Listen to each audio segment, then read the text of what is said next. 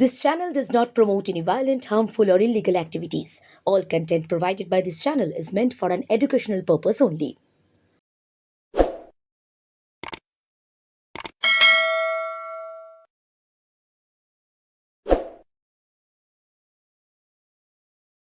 বিজেপির রাজনৈতিক অসভ্যতা একটা চরম পর্যায়ে গিয়ে পৌঁছেছে। একটার পর একটা ভারতবর্ষের প্রাচীন ঐতিহ্য, নাম ধাম, জায়গা সমস্ত কিছু বদলে ফেলছে।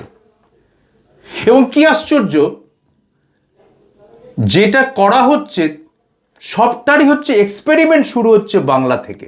অর্থাৎ পরিষ্কার বোঝা যায় যে বাংলার উপর এদের কতখানি রাগ, হিংসা, প্রতিহিংসা, প্রতিশোধ স্পৃহা।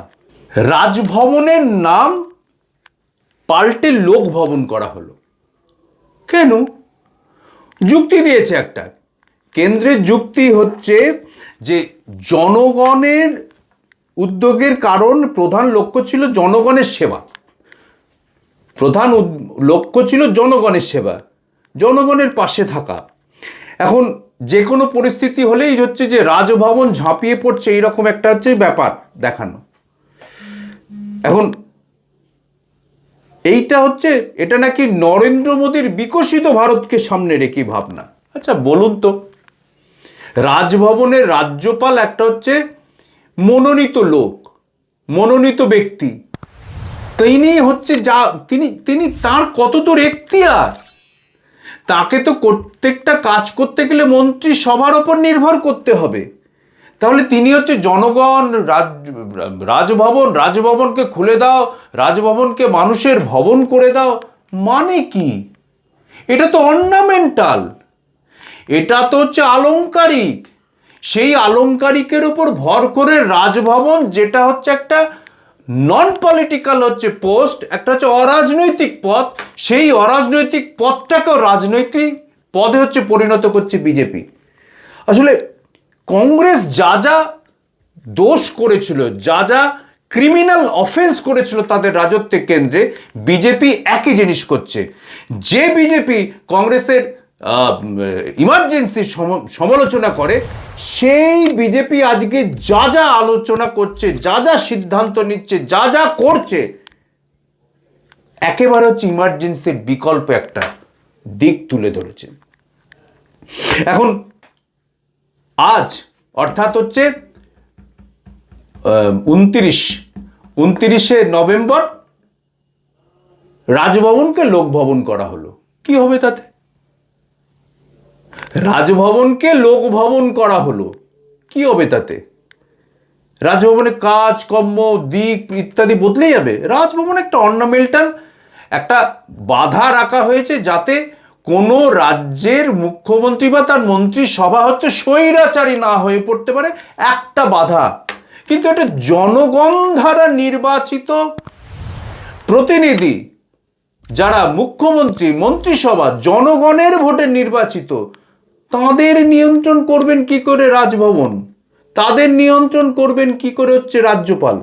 এটাই তো সব থেকে হচ্ছে বড় কথা। আসলে বিজেপির একটা রোগ হয়েছে। এটা কি রোগ বলে বলুন তো? এই রোগটাকে বলা হচ্ছে যে নাম বদলের রোগ। কিরকম রোগ? নাম বদলে ভারতবর্ষের কি হয়েছে? বিজেপি ক্ষমতায় আসার পর থেকে একের পর এক নাম বদল করেছে। কখনো হচ্ছে যে ঐতিহাসিক স্থানগুলোর নাম বদল, কখনো স্টেশনের নাম বদল, কখনো এলাকার নাম বদল, কখনো রাস্তার নাম বদল। দেখুন আমি কয়েকটা বলছি। এলাহাবাদ হয়েছে প্রয়াগরাজ। কেন? এইটা হচ্ছে আকবর এই এলাহাবাদের নামকরণ করেছিলেন। এদের এতটাই মুসলিম বিরোধিতা, ভারতের সংবিধানকে অস্বীকার করে, সর্বধর্ম সমন্বয়কে অস্বীকার করে এরা এতখানি যে হচ্ছে মুসলিম বিরোধিতা, যে এলাহাবাদের নাম প্রয়াগরাজ করে দিল। তাতে এলাহাবাদ কোন জায়গায় এগোলো? কোন স্বর্গের সিঁড়িতে পা দিল বলুন তো? ভারতবর্ষের ইতিহাসে মুঘল রাজত্ব, মুঘলদের রাজত্ব, মুঘল রাজাদের কথা আপনি অস্বীকার করতে পারবেন? যারা ইতিহাসবিদ, যারা সমাজতাত্ত্বিক, যারা রাজনীতিবিদ, তারা পর্যন্ত পারবেন না। আর বিজেপি আমাদের কি ইতিহাস শেখাবে? গুরগাঁওকে হচ্ছে গুরুগ্রাম, গুরগাঁওকে গুরুগ্রাম, হাস্যাস্পদ সব ব্যাপার। গুরগাঁওকে গুরুগ্রাম, কারণ গুরু দ্রোণাচার্যের নামে। অন্য কিছু করা যেত, গুরু দ্রোণাচার্যকে যদি শ্রদ্ধাই জানাতে হয় অন্য কিছু করা যেত। আরে আমাদের তো খেলায় দ্রোণাচার্য পুরস্কার রয়েছে, আমাদের তো হচ্ছে সেরা যিনি কোচ হন তাকে হচ্ছে দ্রোণাচার্য পুরস্কার দেওয়া হয়। গর্ধব বিজেপি এটা যদি জানতো তাহলে গুরগাঁওয়ের নাম হচ্ছে গুরুগ্রাম করতো না। যেমন ঔরঙ্গাবাদকে করলো কি ছত্রপতি শিবাজি, ছত্রপতি সম্ভাজিনগর, ঔরঙ্গাবাদকে। এটাও এক কথা। ঔরঙ্গজেব নাম দিয়েছিলেন মুসলিম শাসক, দেশের মুসলিম শাসককে অস্বীকার করতে হবে, দেশের মুসলিম শাসককে অস্বীকার করতে হবে। আরে ভাই, তাহলে প্রথম গিয়ে হচ্ছে যে তাজমহলে বোমা মারো। পৃথিবীর সপ্তম আশ্চর্যের প্রথম অন্যতম আশ্চর্য তাজমহলে বোমা মারো। ধর্ম দেখে, জাতি দেখে এরা মানুষ বিচার করে। এরা ভারতবর্ষের রাজনীতিকে কোন জায়গায় নিয়ে যাচ্ছে, কোন রসাতলে নিয়ে যাচ্ছে। এরপর হচ্ছে যে মুঘলসরাই জংশনকে কি করলো? দীনদয়াল উপাধ্যায় জংশন। হিন্দু নেতা দীনদয়াল উপাধ্যায়, হিন্দুত্বের ধ্বজাধারী, ভাবুন, তাকে হচ্ছে করে দিল, তার নামে করে দিল। শুধু তাই নয়, ফৈজাবাদ হয়ে গেল অযোধ্যা, মেওয়াট হয়ে গেল নূহ,